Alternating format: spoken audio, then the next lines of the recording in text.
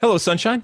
I'm Alexi LALAS, and welcome to the State of the Union podcast, where we look at the beautiful game on and off the field through the lens of red, white, and blue-colored glasses. This week, we will be talking the latest on what has to be called a cascade of announcements regarding returning leagues. We'll get into that debate, Mo Salah or Sadio Mane. I know everybody wants to know about that. Also, the arrogance, question mark, of the U.S. men's national team. Interesting. And then some jersey exchange talk, that tradition of changing jerseys, some Lance Armstrong, some Launch America, a big birthday, and so much more. But first, joining me, as always, is my friend, my colleague, my guiding light, David Mosse, a soccer savant and a Fox Soccer researcher and writer extraordinaire. Mosse, before I throw it over to you, as has been the case most of 2020 as we have been going about doing this podcast, I feel like there's a need. And look, you are smart listeners and viewers of this podcast, and maybe there isn't a need anymore. You just kind of accept it and assume that it's there, but I'm going to do it anyway to kind of have a disclaimer. We did it with the pandemic, in that we understand that relative to most things in life, this means nothing, and it pales in comparison to the seriousness.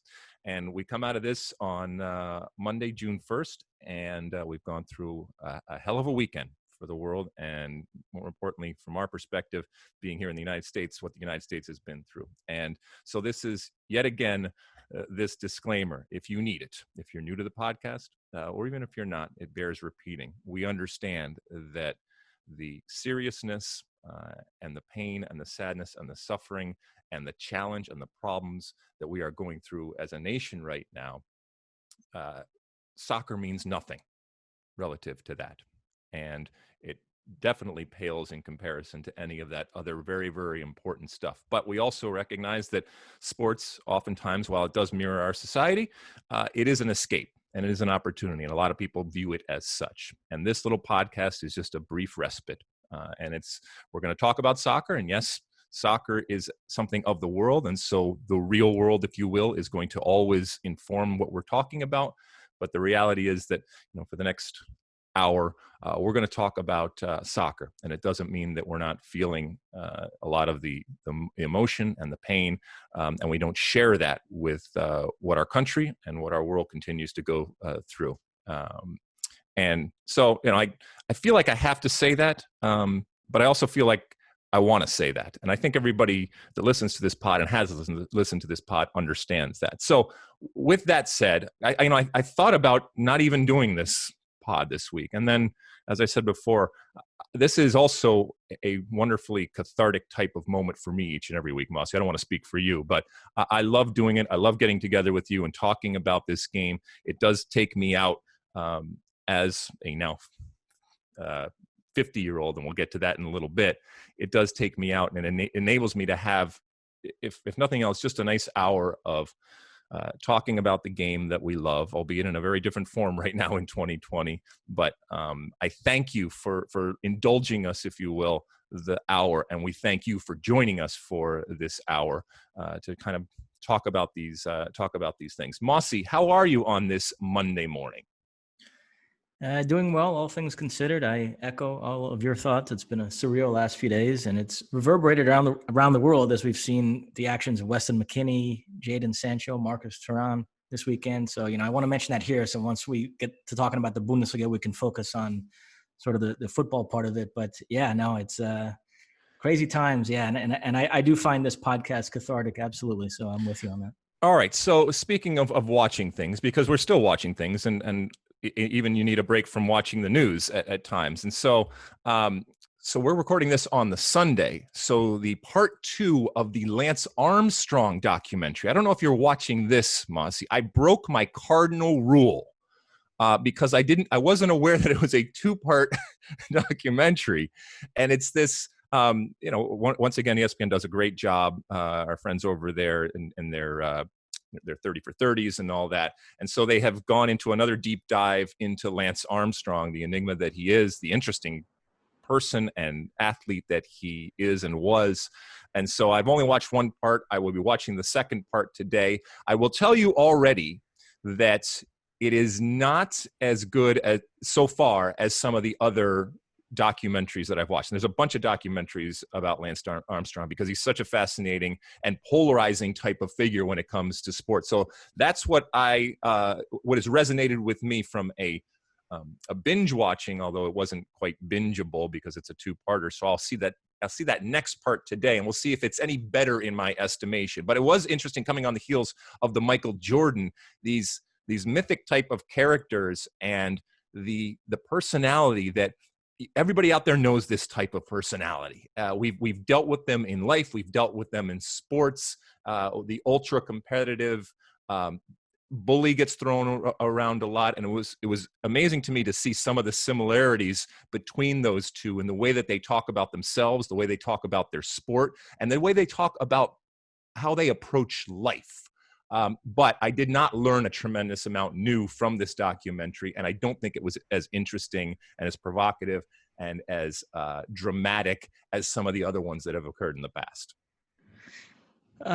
I just want to apologize to the audience because last week I mentioned the podcast about Rosario, Argentina, and I neglected to mention that it was in Portuguese. So all week I received tweets from people asking for the name of it. They wanted to listen to it, and then invariably they were disappointed to find out that they couldn't listen to it unless they spoke Portuguese. So that was a bad job on my part. I should have made that clear last week when I brought up that podcast. Well, are you watching anything in English, Mosse? I mean, that most of us and pretty much most of the people that listen to this podcast, except your family and a couple of others, actually can watch, are able to watch? I'm currently reading a book on the Morgan banking dynasty, which I've been very focused on the last week or so. But hold on. What did you just say? You're reading a book on what? The Morgan banking dynasty, JP Morgan. Oh, okay. Got it.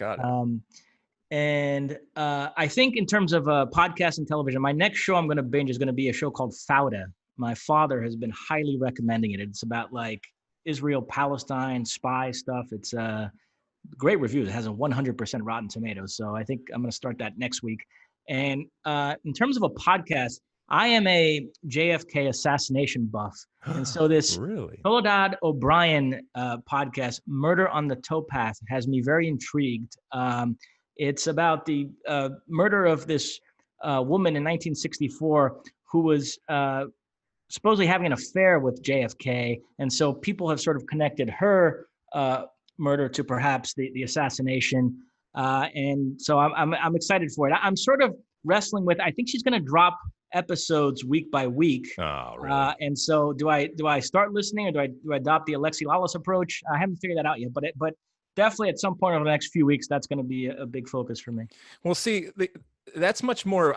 When I binge the TV stuff. The actual podcasts where I'm listening, they are subject to most of my workout routine, and so therefore, what I have to calculate is, do I have enough cushion if I'm doing it, or am I going to catch up too soon? And then, so I have to look at it and say, by the time I catch up, because I'm basically doing it every day. By the time I catch up, is it going to be okay? Am I going to be able to finish it? So it's a calculation that I go through in my head, a little bit different than when I sit around with the television, where I tend to just say, I got to keep going. And if I have to stay up all night, that's what I do. All right, Mosse, enough about our podcast and television talk. Are you ready to light this candle, my friend? Let's do it. All right, we're going to get right into it. As I mentioned at the top of the show, there is just a cascade of information and rumor and speculation, it has to be said, out there when it comes to returning leagues here. We're getting all sorts of stuff that's coming through. Correct me if I'm wrong, Mosse. I'm going to go through this just so I'm clear on this. Right now, we're talking about, and we're going to focus on elite leagues. So if I don't mention your league, please don't yell at me. It doesn't mean that you're not fun or you're not cool or that I don't like you or anything like that. It's just that, we're going to focus on the major leagues that impact most of us and most of our loyal listeners and viewers. All right, Bundesliga, we know, came back with all guns blazing on May 16th. I think it has to be looked at this point as a success, and certainly has set the standard by which everybody else is going to be measured, including other sports and leagues. I would give them an A. La Liga has announced that on June 11th, so, a week and a half now, something like, a week and a half now, They will be back. That will be interesting. I was talking to my good friend Stu Holden the other day, and they they come right out of the chute facing Barcelona. So he was trying to figure out whether his Mallorca team is better or worse off facing Messi and company right off the bat. They play them at home, but still, I mean, it doesn't matter where you're playing if you're playing them. So I don't know. I think either way he's screwed. So then we go to the EPL. Now, the EPL is a little bit different in that they're coming on June 17th. That's what they've announced, and that's what they've approved. However, it is provisional. So there's still some governmental type of things that have to give it a final clearance. I think that's where we are as of this recording. Then Serie A, June 20th. Then, as it relates to us over here in the United States, the NWSL Women's League announcing rather than coming back and just playing games in their home stadiums and just continuing on with the season as those other leagues are doing, they're going to have this standalone type of tournament. It's going to happen in Salt Lake, and that is going to commence on June 27th. The one noticeable omission right now is Major League Soccer. We do feel that it's imminent. We are going to talk about what we feel it's going to look like and whether that's good or bad, but I would think that would be around the same time in the latter stages of June when that gets announced. And I would anticipate that being announced here in the next. It might even be announced by the time that you are listening to this when it comes to Major League Soccer. Also doing that thing that they've talked about in Orlando. Is that a thorough and correct type of assessment out there of the leagues in play? Yes. Now, where do you want to begin? Because there's a lot of issues to discuss with each of these leagues. I think Alex Dowd wanted us to go MLS first. Okay. So essentially what happened was the Players Association, they agreed to the general concept of the Orlando tournament, but they submitted a counter proposal changing some of the specifics. The league plan had the players spending 10 weeks away from their families. The players want to cut that down to 6. They want to arrive in Orlando later, and they want to play fewer games, 3 group games instead of 5.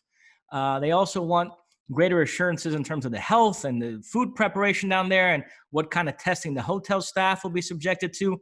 And there's also some issues relating to finance because, remember, the league and the players agreed in principle to a new CBA earlier this year that runs until 2024, but that now has to be tweaked. They have to figure out salary reduction for this year. And also there were salary increases and revenue sharing that is going to kick in over the course of this CBA. And the league wants to push that farther down later in the deal now.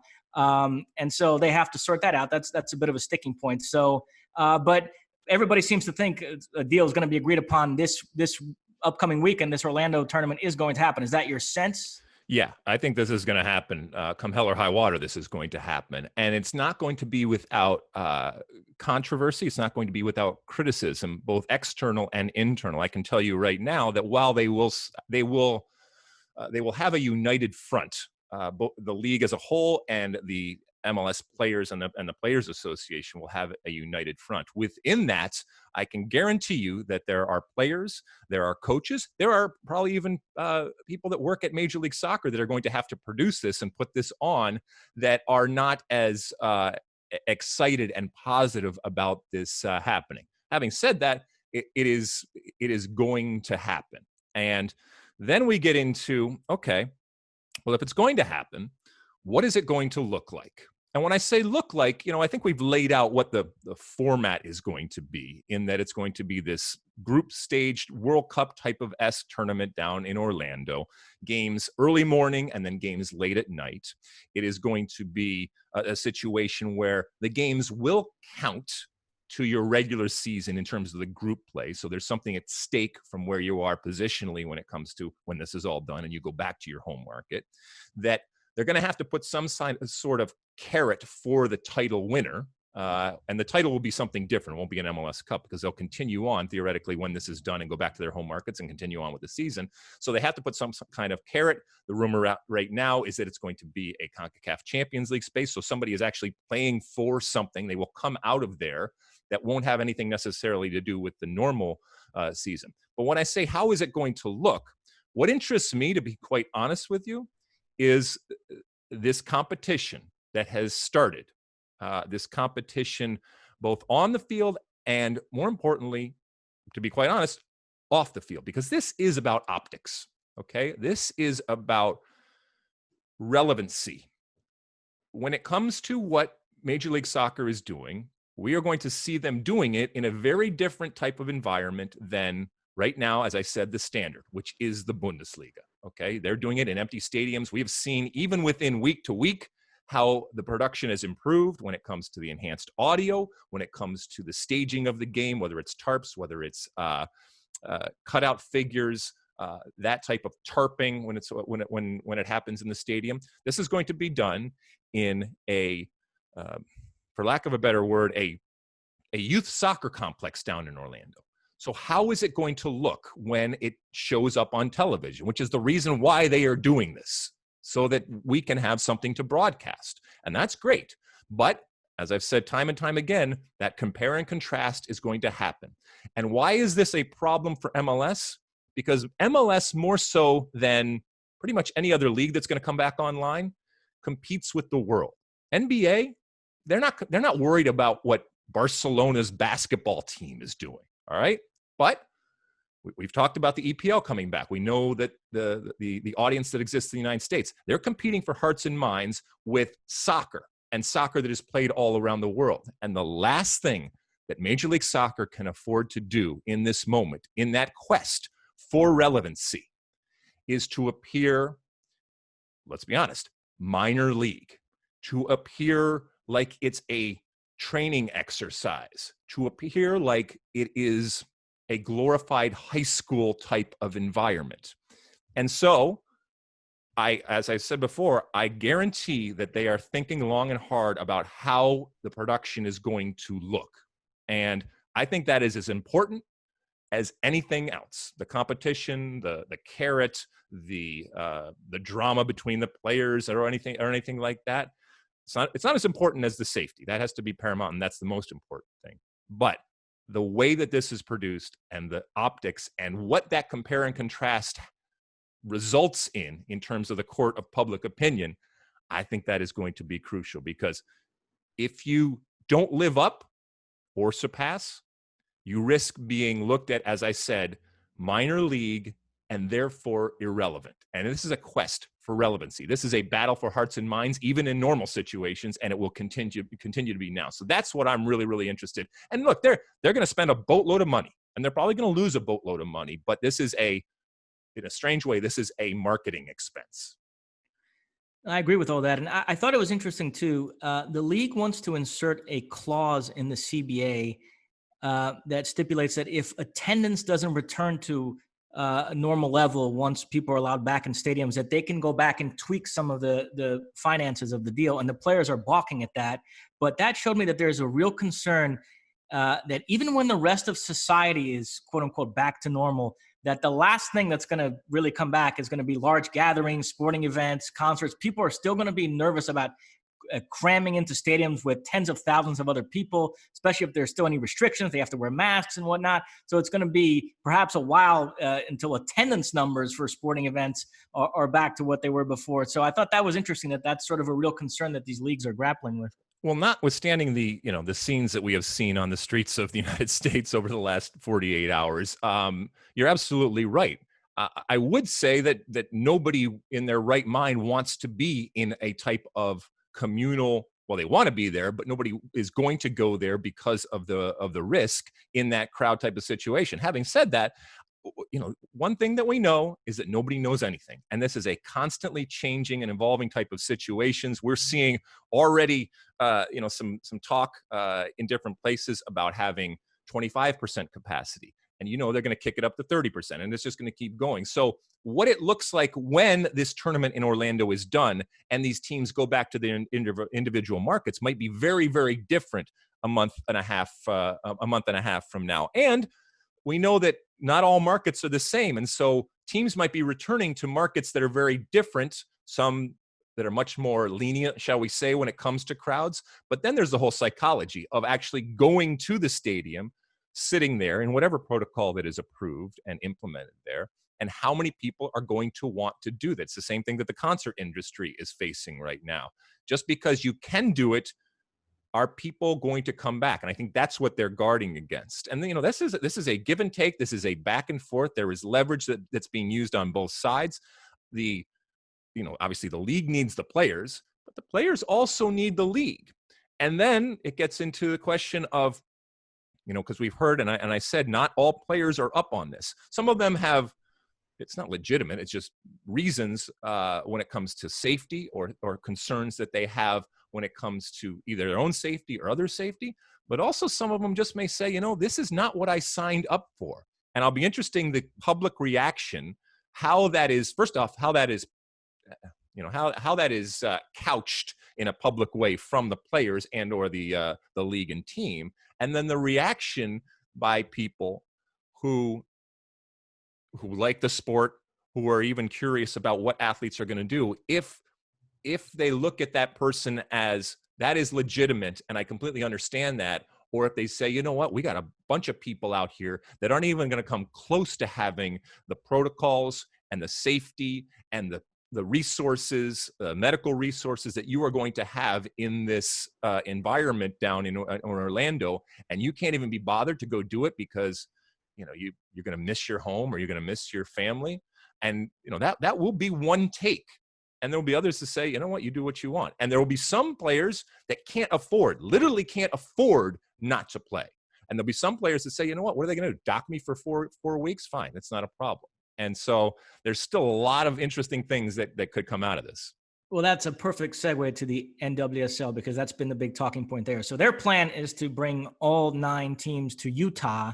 They're going to rent out a couple of hotels, create what they're calling an NWSL village, and then they're going to fire up play in late June. They want to play 25 games in 30 days, have a tournament they're calling the Challenge Cup. It's going to have a group stage and then knockout rounds.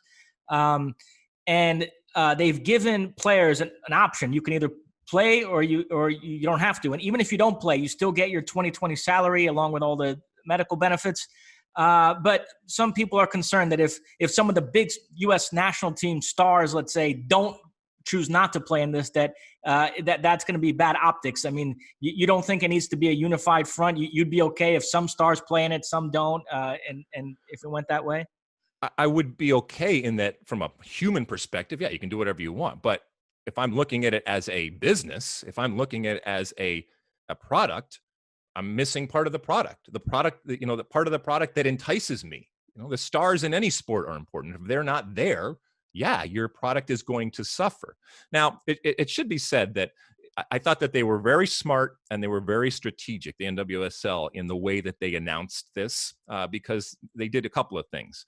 First off, they became, in that moment, they actually took a page out of the U.S. women's national team in that they owned that news cycle, that news moment, by announcing and therefore labeling themselves, and then obviously being labeled from the outside as the first American professional league to announce their intentions of coming back online. And so that was good, because what it did was it first off put them front and center and made them the focus. It also, they knew that they were going to be attached to the women's story in a lot of mainstream media, or a lot of media that doesn't necessarily cover sports or soccer. They were going to be attached to that. And that's always a winner because of the court of public opinion and how much and how positive it is.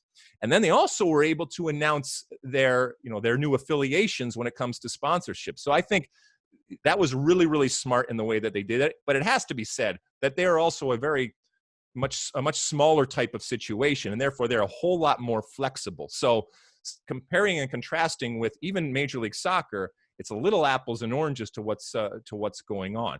And the final part is the optics of the actual games and the production of the actual games.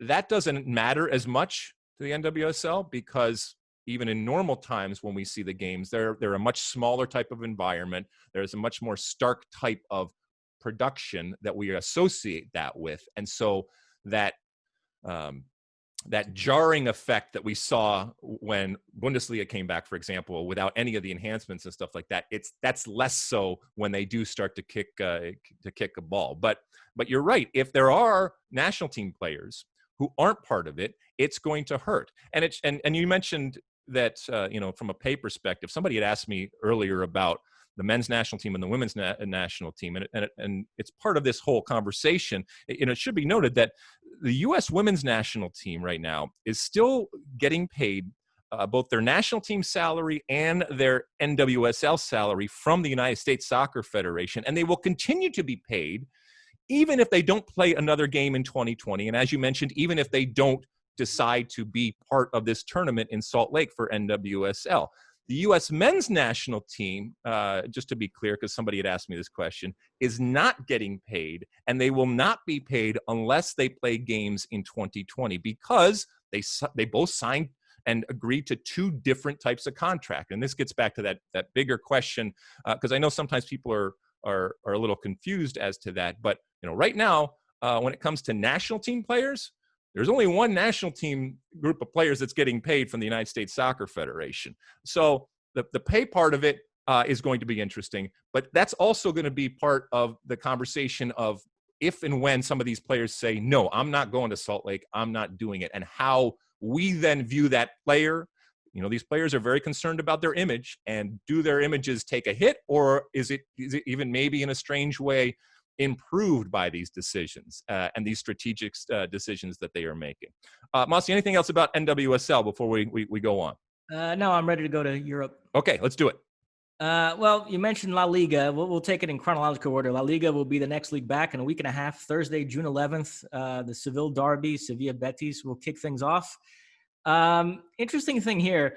The president of the La Liga president, Javier Tebas, said they're exploring a way to give fans an option of whether to have the pipe-in noise or not.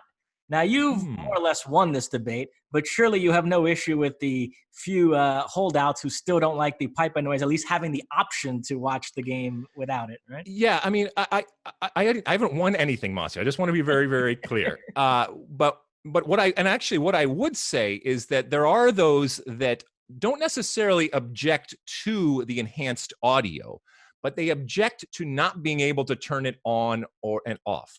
And just so everybody understands, once again, okay, if you're watching it on FS1, on Fox here in the United States, okay, every game that we are taking right now, because you don't see myself and others working it in a studio situation, we are taking directly from Germany, from the Bundesliga, okay?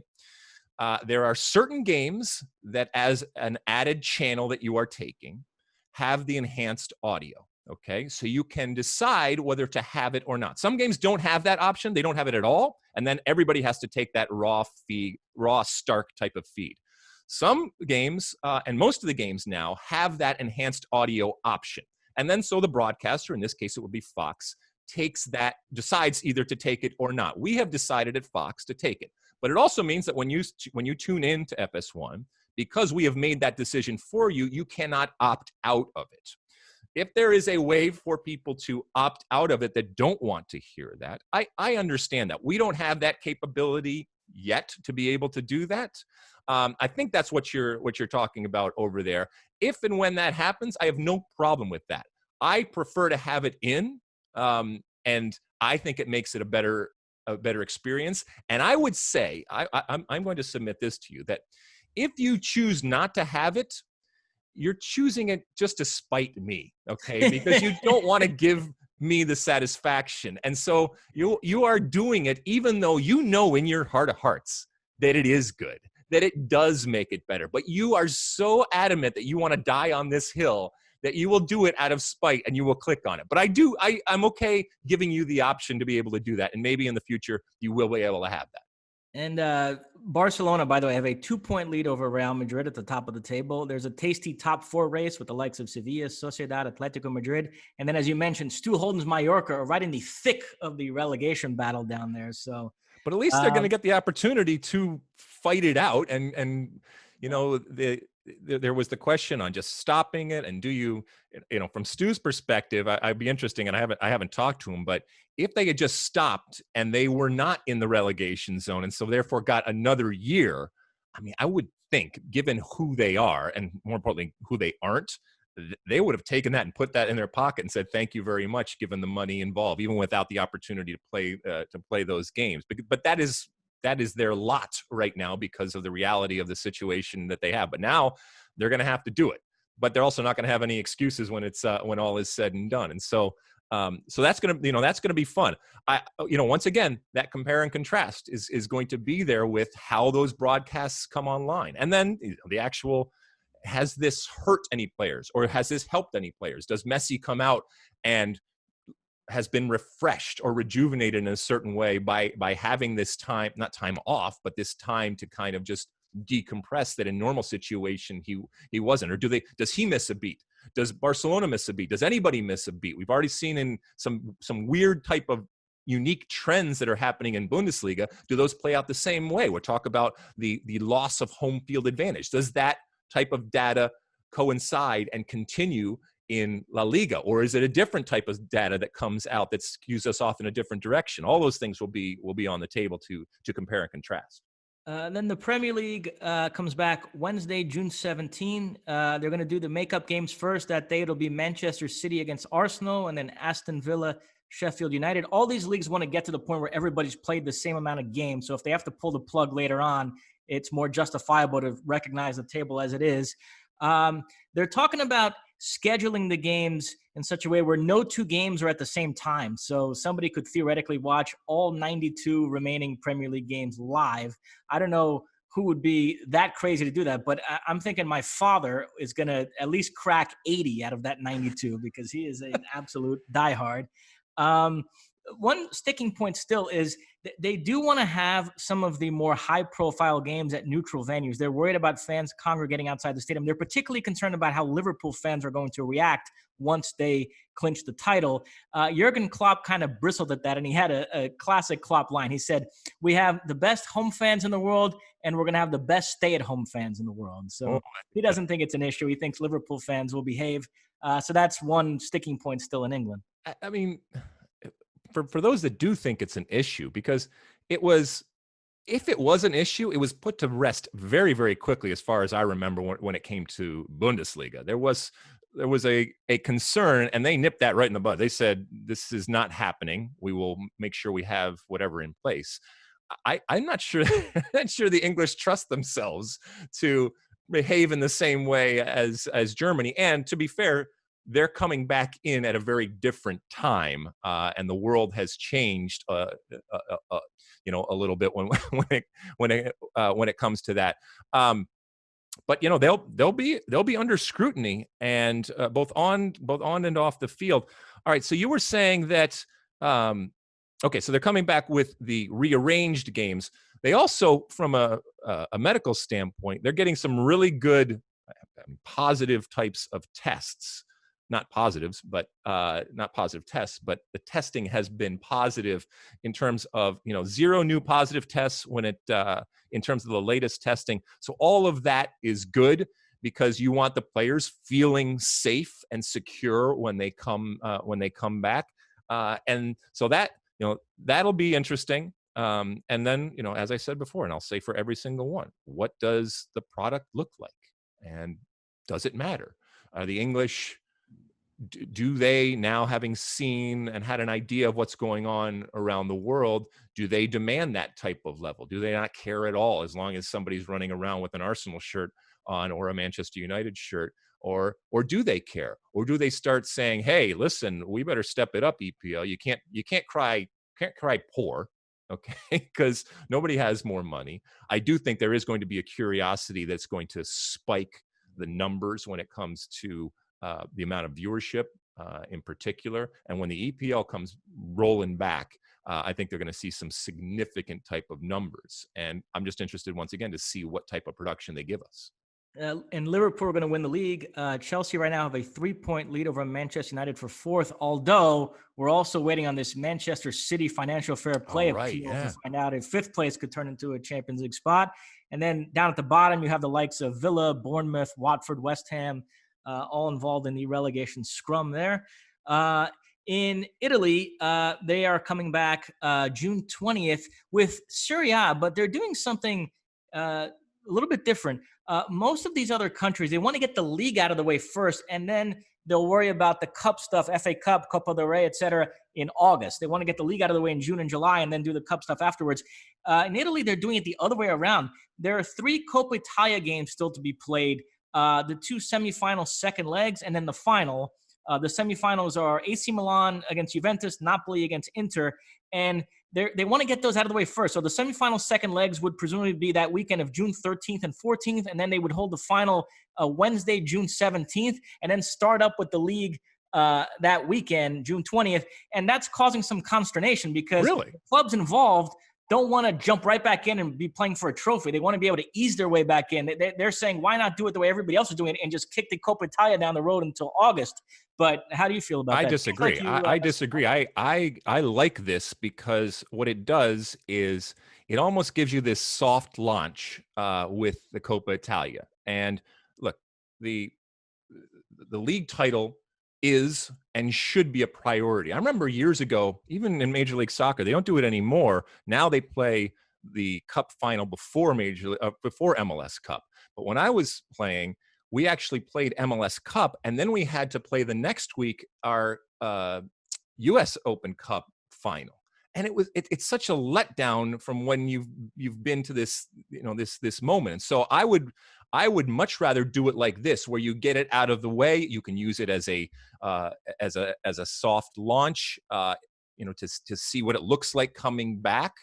Yeah, I have no problem with that. I think that's right, because unless you're just going to throw it all away, you can, which would be fine. But I like the fact that when the league comes to the end, okay, and there is a title winner for the league, that's it. Season's done, and then you go off on your vacation and then you start it all up again. I don't like anything this coda type of effect that would happen. I don't want that. And Juventus have a 1-point lead over Lazio at the top of the table. So they have an intriguing title race in Italy. We thought we were going to have one in Germany this season. Shall we transition to the Bundesliga? Yep, let's finish it up with the Bundesliga. I want to begin back at the Dortmund-Bayern game that was played on Tuesday because to me, that was a tipping point in the conversation around the Bundesliga. The Bundesliga has engendered so much goodwill by being the first league to come back and giving people something to watch that the haters, the one-team league people had kind of suppressed their comments. But I noticed Dortmund played Bayern on Tuesday. It was a great game, very even. I think Dortmund deserved the point out of it. It boggles my mind that Boateng play wasn't a penalty. I know Bayern had a decent penalty shot at the end, too, with Akanji shoving Lewandowski down. But still, taking all the factors into account, I think that game should have been a draw. Nevertheless, Bayern won. They opened up a 7-point lead. And then I started to see on Twitter a lot of those snarky comments come back of like, oh, what a surprise. Bayern are going to win the league. What is this, the 20th year in a row? Ha, ha, ha. And so we're back to that being part of the Bundesliga conversation. Unfortunately, it's a league that has so much going for it. But I do think Bayern's domination undermines it a little bit. It is an issue. Huh? It is an issue. It's always been an issue. You have the good part is you have this built-in villain. As many people hate them as love them. They are arrogant in the way that they go about their business, which isn't necessarily a bad thing. As a matter of fact, I would argue that it's vital and it is a good thing. But you have to have those moments, those aberrations where somebody comes up and punches them in the nose and has that moment, because if it gets too predictable, then not only does it hurt Bayern Munich, but it hurts the league and the perception of the league. And we know that Bundesliga, like all leagues, are trying to attract the world and become much more of an international type of league that is seen. And if you can only give one team, Spain still can only give two teams. Let's be honest. And I'm not saying there's not plenty to watch and plenty of talent out there, but when it comes to selling the league, they're still at least selling two teams. So there at least is that competition. And while we talk about Borussia Dortmund and maybe Leipzig, RB Leipzig, it still hasn't gotten to that point where the other day, was it a surprise to anybody really? No, it really wasn't. We were hopeful. We were hopeful that Dortmund was going to come through and make it interesting down the stretch here, but Bayern did what Bayern did, and that shouldn't be a surprise to anybody. But I don't know how you go about changing that, especially when the only real challenger or consistent challenger, and even I'm using that term loosely, has been Dortmund, and their philosophy is to move players on, is to sell them for big money. So just in the way that they go about their business, it puts them with one foot behind their back. Yeah, and this weekend, Bayern and Dortmund both with comprehensive victories. Bayern thumped Dusseldorf 5-0. Lewandowski with 2 goals. Alphonso Davies got 1. And then today, we're taping this on a Sunday, Dortmund 6-1 win over Paderborn. Jadon Sancho with a hat trick. Looking like sort of long term, Hertha Berlin is a club that I've always viewed as something of a sleeping giant, that if they were run the right way, they could perhaps emerge as a force. And we might be seeing the early stages of that here. So I don't know. I'm hoping that over the next couple of years, they could perhaps emerge as a contender to Bayern. I don't know. That might be wishful thinking on my part because there's no historical track record to suggest that, but you never know. Well, remember when, we were talking about Hertha and the sleeping giant that it was. And, I got a lot of my information from you guys, as I was getting up to speed over the last couple of years with the Bundesliga and with, some of the history and tradition and the potential of some of these clubs because of the fan base that they have, because of the money that they have, and look, even Jurgen Klinsmann recognized and saw an opportunity there, as anybody should, because if you get it right, you can be part of a rocket. Are we there yet? Cautiously optimistic that they can be something. Can they be something that challenges Bayern Munich? Well, slow your roll. But it's been very, very good so far. It's been fun to see. It's good for them, and it's good for the league going forward. What about some Americans, Mosse? Should we talk about some Americans out there? Sure. Okay. So a lot of us watch the Bundesliga for a number of reasons, not the least of which is we got a lot of Americans out there, and they are a league that we know traditionally loves American players. All right, Weston McKennie, we talked about him on the pod last couple of weeks. I feel bad when I see Weston McKennie play because once again he's trying to do everything. At times he seems to be able to do everything, and yet, let's just be honest, it has gone well off the rails when it comes to Schalke. I don't know if David Wagner gets all of the blame here in terms of getting fired at the end of this season, or maybe even before the season's done. But it is not good, and the only explanation is the players just aren't good enough. And Weston McKennie is the best player on a poor team. No, I agree. Yeah, it's there's an interesting debate about his future. I mean, there are those that think that he's capable of a lot more and he's being dragged down by the team he's on, and others that think no, this is about his level and he hasn't shown enough to think that there's a real step up in his career. I don't know where you come down on that. Yeah, I mean, we've talked about the fact that I do think he needs to move on. I don't think he can be the best player on a poor team in the Bundesliga. I think he can do more. As I said before, I just want to see him in a situation where he is being asked to do a precise and clearly articulated job, and just has to do that. Doesn't have to worry about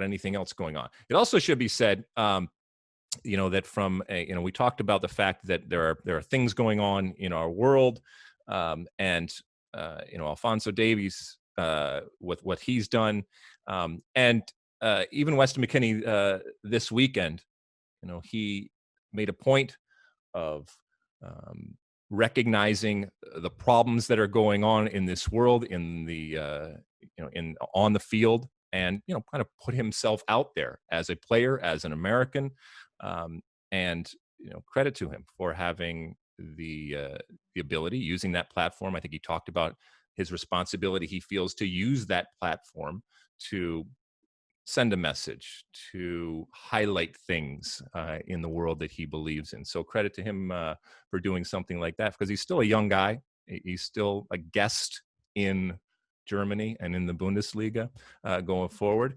We saw some other ones out there when it came to Josh Sargent, the redhead. He got a good game. Bremen beat Schalke 1-0. Yep. Sargent and McKennie both started, and Sargent with a decent performance. Big win for Bremen, who are trying to avoid relegation. So I think they're going to be okay. I think they're going to be okay, Bremen. I mean, you finally put the redhead on the field and things happen. I think he played 70-ish minutes or something. Yeah, I have to say the Gio Reyna situation is a little bit perplexing to me because he still hasn't started a game. He was slated to start their first game back against Schalke. He gets injured in warmups, okay, but he was ready to go by the next game. And now it's been several games in a row where he hasn't started. So if he had worked his way up to the point where he was good enough to start, I don't know why he slid back down again and he can't get in the starting 11 for any of these games. Don't worry about him. I mean, man, oh man, but he's 17 years old. I mean, come on, man, give him a break. He's going to be just fine. Don't you push him too far, okay? He's or too fast. He's going to be okay. I'm not worried about that. Let me tag this whole larger conversation with one Okay, thing. tag In it. France right now, they are scratching their heads because they pulled the plug on Liga weeks ago. Yep. And now they're sitting around watching every other league. Either, the Bundesliga has already come back, and all the other top European leagues are slated to come back. And meanwhile, the French government is easing up on a lot of the restrictions. And so there are folks like Jean-Michel Aulas, the Lyon president, who are wondering, what the heck did we do here? Why aren't we trying to finish our season? And, at first when Aulas started complaining about this, everybody thought it was self-serving because Lyon were in 7th place. And if the league stopped, they would miss out on Europe altogether. But now his view is starting to gain momentum. And a lot of people are starting to say, yeah, he has a point. Why aren't we exploring the possibility of playing here? They could theoretically be playing games in July, and yet they're choosing not to. I know some of the leagues in lower down the food chain, the Scottish League, the Dutch League, have also pulled the plug on their seasons. But amongst the big five will have the most to lose financially because they have the biggest television contracts. The other four are all going to end up finishing their season, and France is going to be sticking out there as the one that didn't. It's going to be a tad weird. They will, and they're going to look at themselves and at least privately say, man, we kind of jumped the gun there. However, I think that they can frame this in a way that kind of places them above it all to say, you know what?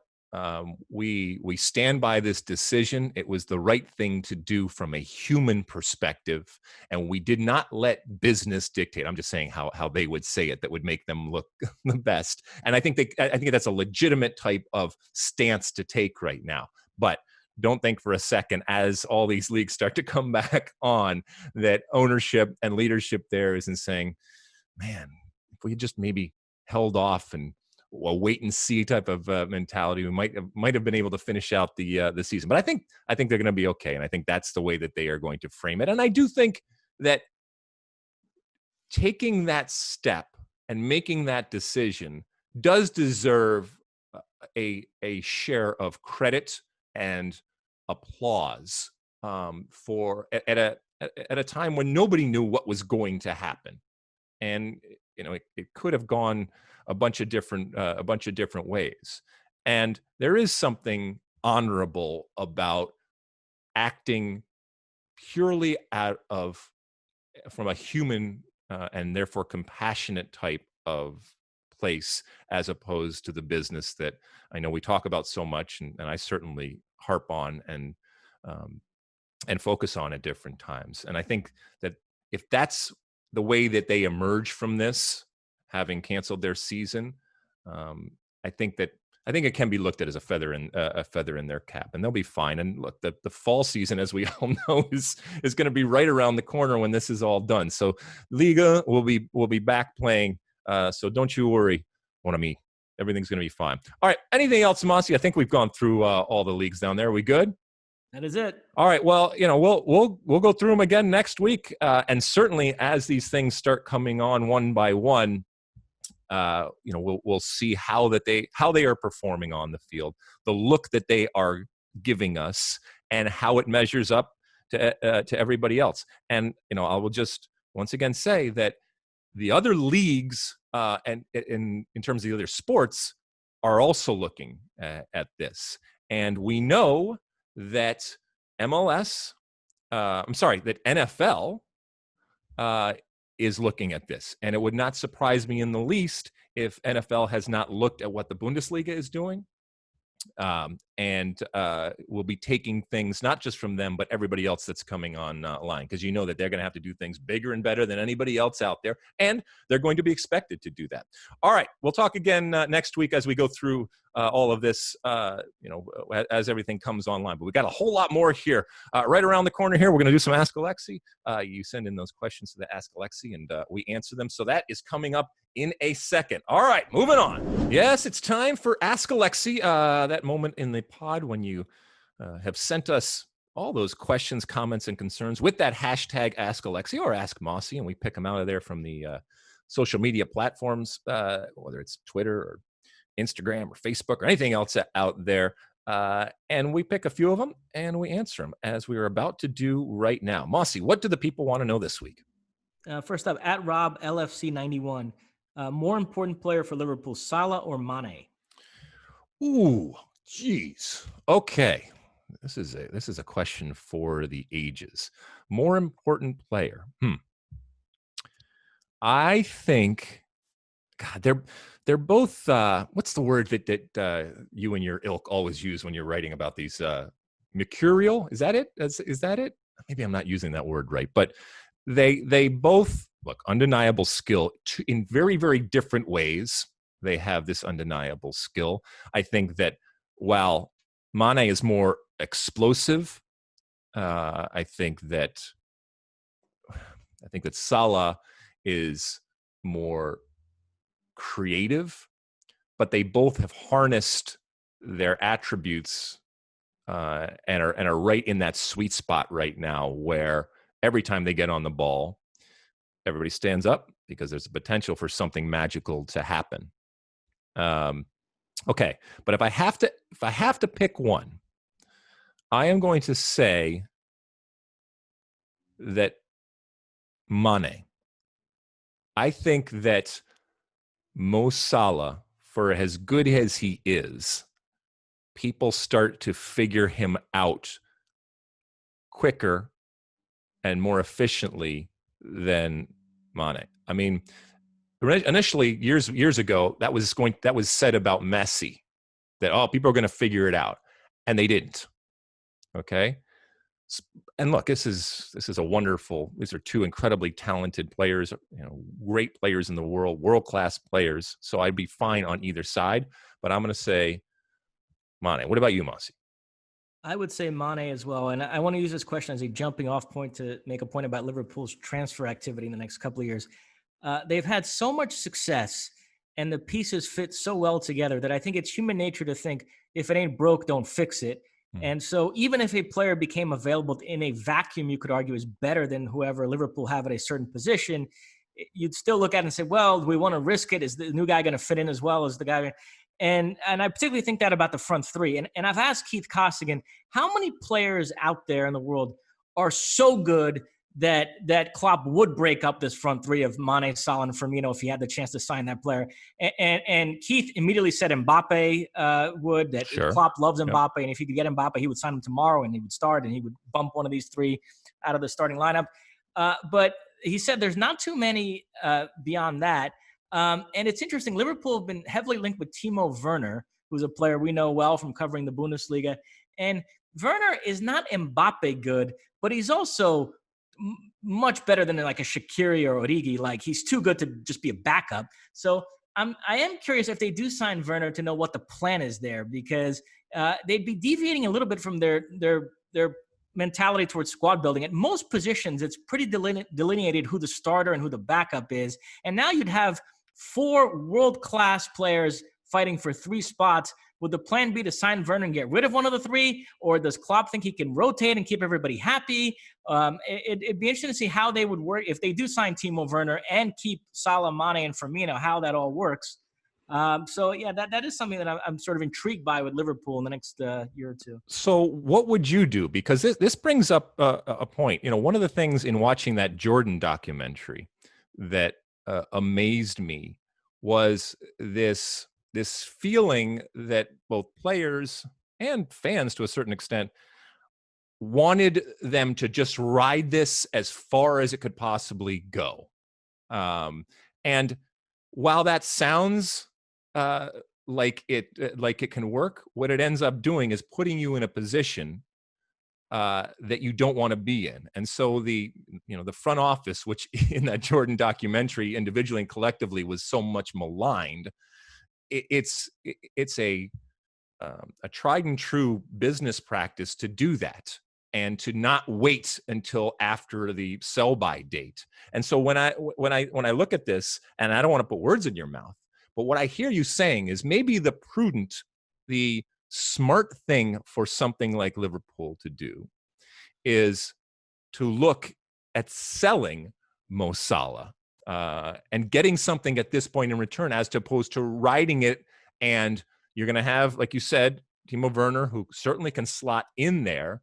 Or are you just saying, let's at least ride it for a couple more years and have them figure out what that best three is? But I don't know, man. I think if you could, I mean, on the market out there, and I know he's a legend, and I know he will always be, a legend when it comes to what he has done and given to Liverpool. But if somebody came along and offered them a pile of money for Mo Salah, what do you think?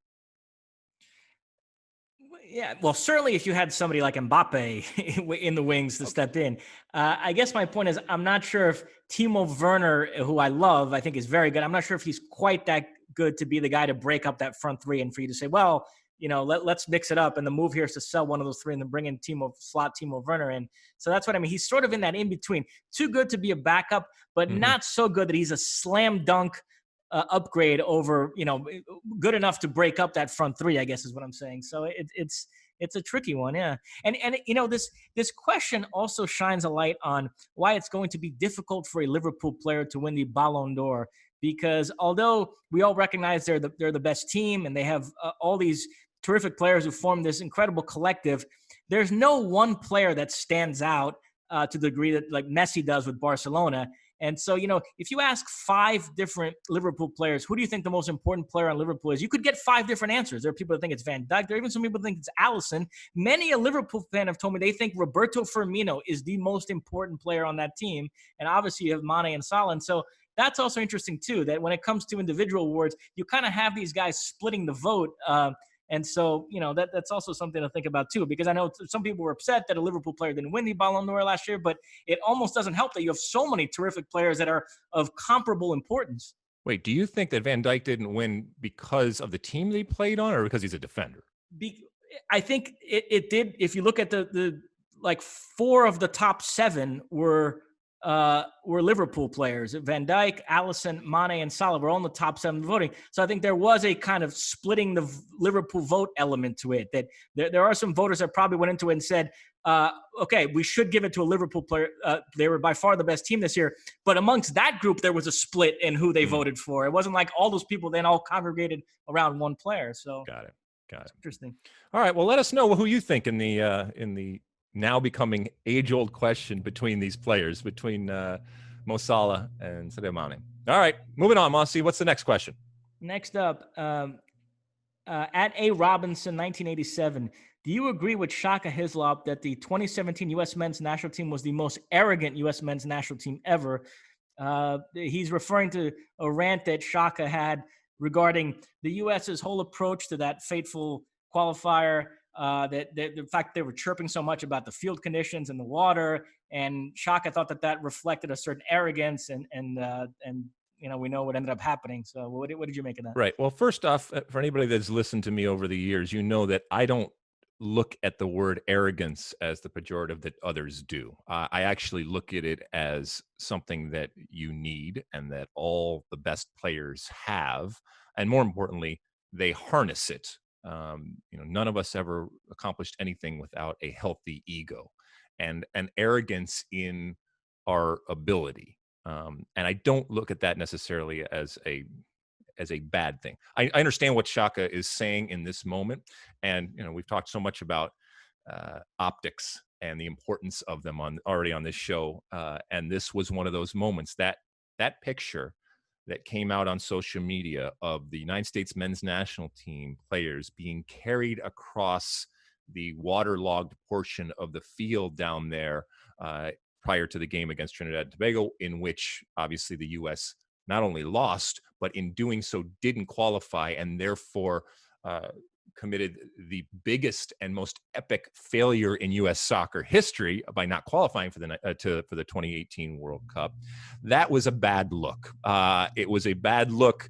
No matter what, it was going to be perceived as a bad look. It might have been laughed at had they gone on and qualified. And that it's an American team, it matters. Okay, I mean, you run around with this thing that's behind me here, and for those that can't see, there's an American flag behind me. You run around with that. It comes with baggage. and you are going to be viewed differently. The expectations of you are going to be different. The stereotypes of you are going to exist, and certainly the ugly American is not view is not limited to tourists around the world. Okay, in that stereotype, and that picture just fed into that perception and that preconceived notion of what not just the American team can be, but what Americans are. And so I think that's the reaction that Shaka had. But the question was, do you think it was the most arrogant team? Do I think that they went into that game thinking that they were better than Trinidad and Tobago? Absolutely. As they should, because guess what? They were. Not on the day, but they were a better team. And every single team goes into games against inferior opposition that they know are inferior, realizing that they are a superior team. And they use that confidence, and sometimes people will call it arrogance, to fuel them going forward. I don't think that this was a team that from start to finish was put themselves in a bad position or in a detrimental position because they thought their you-know-what doesn't stink. Okay? I don't think that, to be quite honest. So as far as being the most arrogant U.S. men's national team, no, I think that there were teams, including teams that I was on, that were much more arrogant. We backed it up for the most part, not always.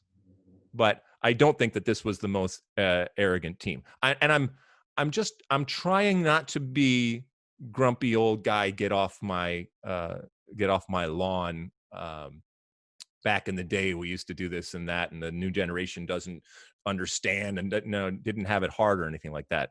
Because I don't think that is necessarily the case. I think it was just one of those days where things didn't go right. Do they have many more resources, and are they coddled more? And therefore, is the potential for them to get complacent much higher than it ever was when I was playing? Absolutely. But that's the price of progress. And so making sure that they have an appreciation and making sure that they have a perspective on why are they getting all these things, and therefore the give and take and the responsibility of having that American flag on your jersey. That's something that I can't say because I'm not there, but from the outside, I can understand why Shaka would say that. But to answer this question, no, I don't agree that it's the most arrogant U.S. men's national team ever. Next, Mosse. And we'll end on this. At U.S. Keeper, what was your favorite U.S. men's national team jersey exchange with a player or opponent? Okay, so I'm sure everybody knows, but if you don't know, the tradition in soccer, and certainly when it comes to international soccer, is to trade jerseys at the end of the game. And then you, however long your international career is, you have a living, breathing type of diary, if you will, of these jerseys. While I traded them after the game, I never kept them, in that I would trade just out of respect for the institution and the ritual of doing something like that. It didn't matter who I traded with. I didn't run around. Sometimes guys would run specifically to a person that they wanted to trade with. Fine, that's no problem. Didn't matter who I traded with, because I knew that I was going to give it away anyway. There is a doctor for the national team who I gave all of my jerseys to. He has a wonderful collection over many years of my international career. So I don't have any of the jerseys that I traded for. Some very, very big names over the years in teams that we played for or played against. I always thought of it about, I was there. I don't need this memento to remind me. Do I think back and would I have liked to do it? No, I don't regret at all having given them away. But I don't have that that room in my house. Well, I don't have any rooms in my house that have soccer things in them. I don't have any real soccer memorabilia, and I certainly don't have the shrine-ish type of rooms that some have. And I don't have a huge collection of opponents' jerseys. I got a big collection of my jerseys. So, being the egotistical, narcissistic maniac that I am, I have those that represent the different teams that I played for over the years, because that, in a certain way, was more important to me than the teams that I played against. So that's a long answer to your question there, U.S. Keeper. But what it means is that I don't have a favorite U.S. men's national team jersey that I exchanged with somebody else out there. My favorite jersey swap ever occurred in the summer of 1995. Brazil played England at Wembley in a tournament called the Umbro Cup. Mm-hmm. Brazil won 3-1, by the way. Our colleague Warren Barton featured in that match, and at the final whistle, he swapped jerseys with Edmundo, the animal, who's one of my favorite players. And Warren very generously gifted me that jersey a couple of years back. So now in my jersey collection, I actually have a match-worn Oh my Edmundo goodness. Brazil jersey from that Brazil-England game. That's that Warren Barton. He is a gentleman. My goodness, that is a wonderful story, Mosse. That's great. I'm glad that you had that, and I'm glad that he was there to, to give it to you. All right, Mosse. Any other Ask Alexi questions there? That's it. Okay, listen, continue to use that hashtag AskAlexi out there when we are talking about stuff, and when you're sending questions and comments and concerns on all of the social media platforms out there. And we will do it again. We'll do it again next week when we get back here and read some more Ask Alexi questions. And hopefully this answered some of your questions or stimulated some debate and thought and discussion around some of the questions that you had there. All right, Mosse, it's that time again. We've come to the end of yet another show, and at the end of every show, I give you one for the road. And it's not so much a story from my past, although it does relate to even the stuff that we were just talking about the American part of my history and the pride that it gives me and the joy that it gives me to have represented my country. As I mentioned at the top of the show, if you are listening to this on Monday, June 1st, 2020, yours truly celebrating my 50th birthday. All right. So half a century here on the planet. In those 50 years, I have seen a lot. Both on and off the soccer field. I have seen good times and bad times and everything in between. For the most part, it has been good times, and I recognize that puts me in a minority. It puts me in a privileged and special and fortunate type of place to be able to say that relative to a lot of people around the country and around the world. And so I think about this country that I love. I think about what I feel is the greatest country in the world, in the United States. And I think about turning 50 and being an American and living here in the United States. And certainly over the last 24 hours, we've seen, the good and the bad. And really that's what it is. I understand that my country is not perfect, but it's still my country. And it's got a lot of challenges and problems. And so when I think about what the United States means to me, and I go through the last 48 hours, going from watching Launch America, the SpaceX and NASA collaboration that for the first time in years put Americans in an American-made spacecraft and docked with the space station, and the pride and the joy that I felt and the emotion that I felt watching that take off, watching it dock.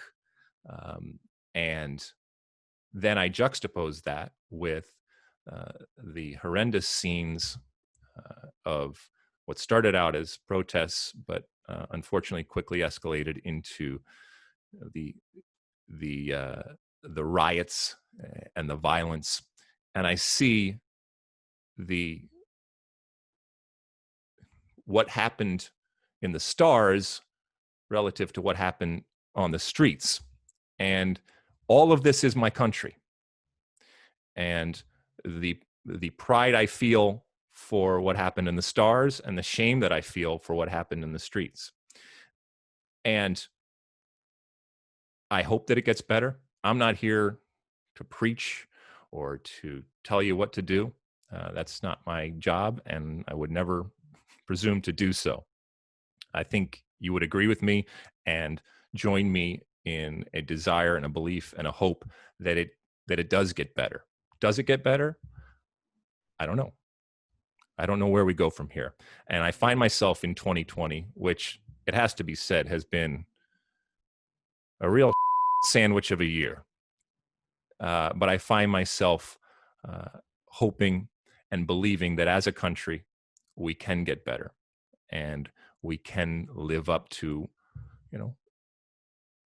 a history and a history that is absolutely full of success and things worth celebrating and goodness and kindness and innovation and success and wealth. And hopefully we can progress and we can evolve and we can change so that everybody shares in that. And everybody has that feeling of pride when it comes to our country for all the things that we are doing, whether it's in the Stars or whether it's on the street. And so with that, hope everybody continues to stay safe and healthy and sane through all of this craziness. I do believe that this too shall pass. And I'm not just talking about what's happened in the last 48 hours, but what's happened over the last months. And we will emerge on the other side, hopefully stronger, hopefully changed, and hopefully better. So onward and upward. Mosse, anything before we head out? That's it. All right, listen, again, use that hashtag AskAlexi. We will be back again next week. Keep downloading and reviewing and subscribing and commenting and doing all of those different things. We don't take it for granted. And we know that at a time when everybody's schedule has been rearranged and the ritual has been rearranged, we do appreciate and we love the fact that you continue to spend an hour with us each and every week. And as I said, we don't take it for granted. We are very, very fortunate to be able to do this and to give you just a nice little hour escape and then back to your regularly scheduled programming. All right, we'll talk again next week. As always, thank you for tuning into the State of the Union and Size the Day. You like that clip? Well, my State of the Union podcast drops every week. Subscribe now on Apple Podcasts, Spotify, or wherever you get your podcasts.